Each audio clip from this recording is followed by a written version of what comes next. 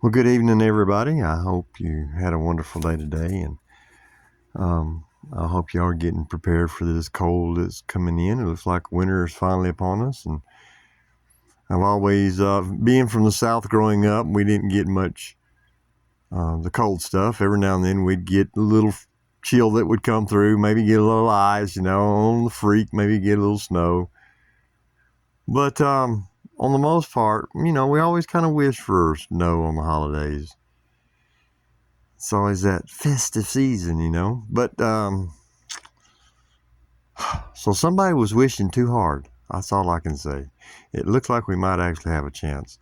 But as a public service announcement, as I like to always kind of start out with, watch your neighbors, watch your friends. Keep a close eye on those that you know that may be struggling, maybe having a little difficulty. Make sure that they've got heat. Okay, that's our duty, is to watch after and take care of, especially the weaker people. All right, it's our job. But not only that, as you're walking along and you see glistening water or hear water running, do your part and go knock on a door or draw somebody's attention to it. All right, these are just, some of the common public service advice that I'd like to give, especially when you're living in a community such as the little community that I live in. We all kind of watch each other, If something's going on down here, it's not just something of gossip. We're actually watching one another to make sure in these times that we are living in that we can feel safe in the area in which we live, and we've got good people around us. And that is what we're supposed to do. That's what we're supposed to do in Christ, is love. We don't have to put on the bondage of the world. We're called sons of God. I hear people oftentimes ask, well, what are we here to do? What's the purpose of life? The purpose of life is, if you're here, is to serve God here in the present.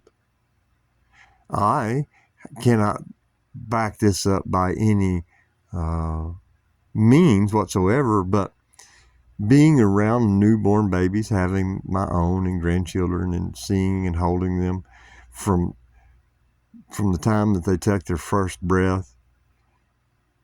When you look at these children, you see them and their eyes are moving, they're smiling. What image would you think that they would be smiling about? Oh, they're taking their first breath of fresh air from a sanitized hospital room? No. I'm convinced and I believe that baby came from God. That's what I believe. Can I prove it? I can't prove it. No more than I can prove that my soul returns to the Father. That's why we have faith. But we're here to do a job that God gives to each one of us. Everything has a reason. The sun and the moon has a reason. They do the will of the Father. They have continued to do the will of the Father. I've talked about this. You have certain people that are in hierarchy with the church, okay? You have those that are way up top, the head, which is Christ, and then it has a lot of members down at the bottom. And what do you find at the very bottom? You find old people like me, old truck drivers, old electricians, You just find the old working class guy.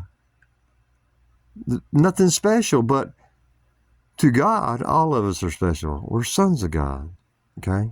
So that's what brought me to Romans 8. I'm going to start in 12. I'm not going to read much tonight. I made a couple of videos today, and for some reason, they didn't go through. And then they wouldn't let me retry it. I had to delete. Well, because of my cheap device here, I never store any videos or content or pictures of anything that I've shared on my phone. I can't. I don't have no storage. Just to do one of these videos consumes so much storage on this stupid little phone that you can't do one very long. I'm limited. So I don't store, so I lost it. So this is what today's message would have been maybe, but it's probably not. It's because I go by how I'm thinking for the moment or what I'm reading at the time. But anyway, I have come to Romans 8:12. Therefore, brethren, we are debtors, not to the flesh, to live according to the flesh. For if you live according to the flesh, you will die. But if by the Spirit you put to death the deeds of the body, you will live. You realize we're not talking about trying to reach immortality here in this world. We're talking about this body is going to have to come to an end one day. It's the seed that's planted, and from the seed, it sprouts up new growth. Now, the new growth that comes up, what is it? Is it good fruit, or is it thistles and there's fruit amongst the thistles? Is it, what is it? Is it tares? So you see, we don't have to worry about the physical body. The physical body's got to do its part, and then we go home. All right, we go home. The soul, the spirit that returns to the Father. Okay, but in the meantime, we celebrate and we live and we worship the Father today, not tomorrow, not some future event, today. For as many as are led by the Spirit of God, these are the sons of God. So if you're led by God, you're a son of God, a child of God, right? Daughters. For you did not receive the spirit of bondage again to fear. Fear. That's why I say in my message, we do not have to teach fear. If you hear people, preachers, deacons, pastors, bishops, popes, whatever, if they're teaching fear, they're not teaching the truth that comes from God. Okay? That's not the burden that He's put upon man. It's not the burden that He's put upon man. Please, it's simple. If you're following Christ and you're doing and you're working according to the best that you know how to do, you're living for God, you're taking care of the people around you, your surroundings, you're doing the will, you're forgiving, you're loving, you're kind, you're generous.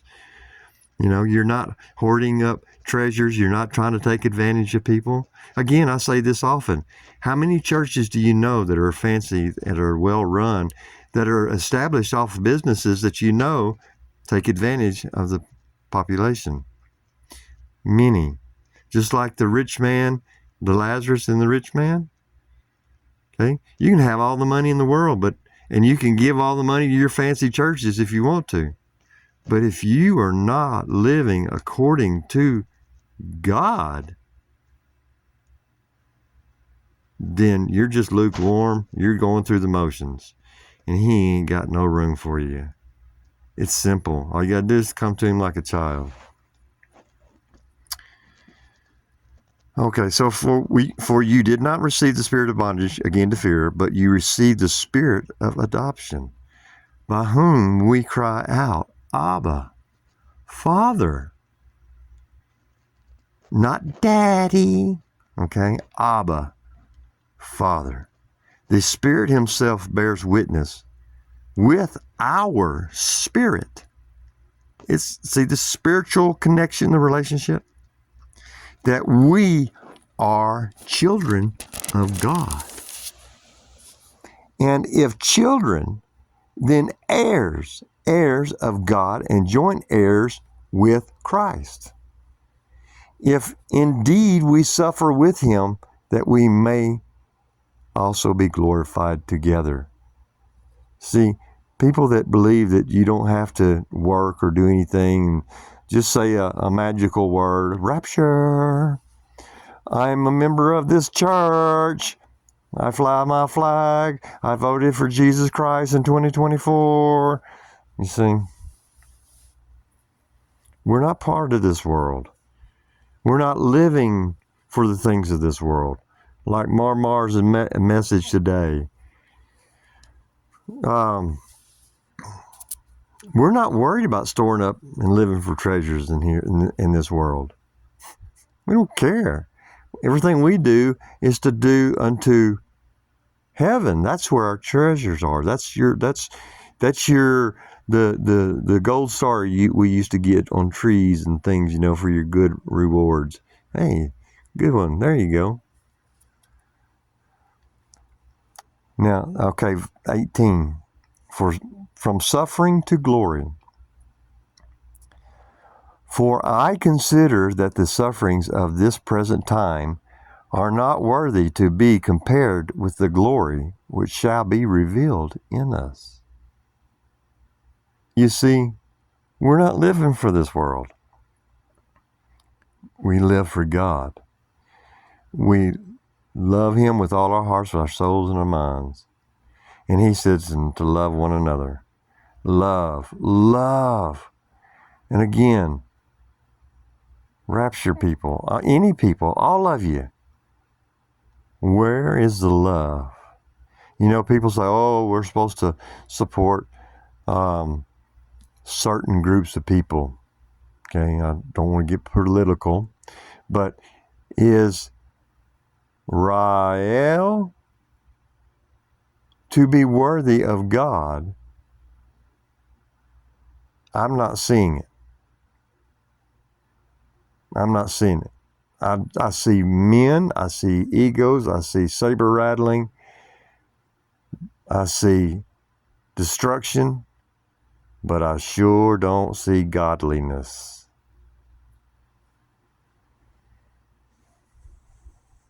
All right. For the earnest expectations of the creation eagerly awaits for the revealing of the sons of God. For the creation was subjected to futility, not willingly, but because of Him who subjected it in hope, because the creation itself also will be delivered from the bondage of corruption into the glorious liberty of the children of God. See, we're children of God, my friends. We serve the living Father in heaven through His precious Son. That is where He finds us. That's what takes the burden off of us. That's the yoke Jesus says to carry. His is light. The yoke of man, to live by man, is to live in bondage. It's to live a cursed life. We are not bound by laws of man, traditions. We are told to keep the commandments and love. And we can't even love. Yeah, we can love our dog. Smoochy smooch. Okay. We can love mom and daddy till they get old enough that we put them in a home. Don't come crying at me. You're not going to convince me to change my mind on this.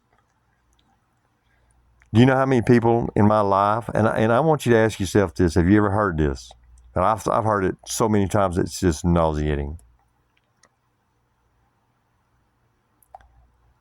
I can't wait till so-and-so dies so I can get some money, or his car, or his house, or his property. I can't wait. I wonder what I'm going to get when so-and-so goes. Boy, I hope it's this, I hope it's that. When's the last time you went to old so-and-so? Sad. See, that's living for the things of this world. We that are in Christ are separated.